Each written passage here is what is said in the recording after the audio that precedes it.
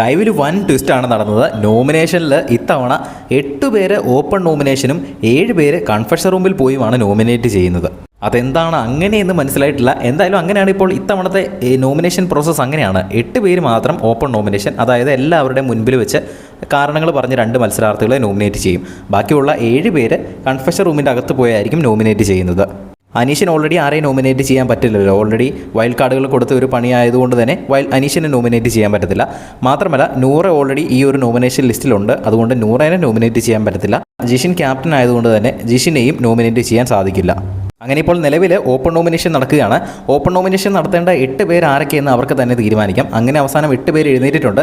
ജിഷിൻ, അക്ബർ, അഭിലാഷ്, നെവിൻ, ഷാനവാസ്, അനുമോൾ, ബിന്നി, ആദില. ഈ 8 പേരാണ് open nomination നടത്തുന്നത്. ബാക്കി 7 പേരും, അനീഷ് ഒഴികെയുള്ള ബാക്കി 7 പേരും കൺഫെഷൻ റൂമിൽ പോയി ആയിരിക്കും നോമിനേറ്റ് ചെയ്യുന്നത്. എന്തായാലും ഇത്തവണ വെറൈറ്റി ആയിട്ടുള്ള ഒരു നോമിനേഷൻ പ്രക്രിയയാണ് നടക്കുന്നത്. ആരൊക്കെയാണ് നോമിനേഷൻ ലിസ്റ്റിൽ ഉൾപ്പെട്ടത് എന്ന് ലൈവിൽ കഴിയുമ്പോൾ തന്നെ നമ്മൾ അപ്ഡേറ്റ് ചെയ്യുന്നതായിരിക്കും. അത് കാണുന്നതിനായിട്ട് ചാനൽ ഒന്ന് സബ്സ്ക്രൈബ് ചെയ്യുക. വീഡിയോ ഇഷ്ടപ്പെട്ടാൽ ഒന്ന് ലൈക്ക് ചെയ്യണേ.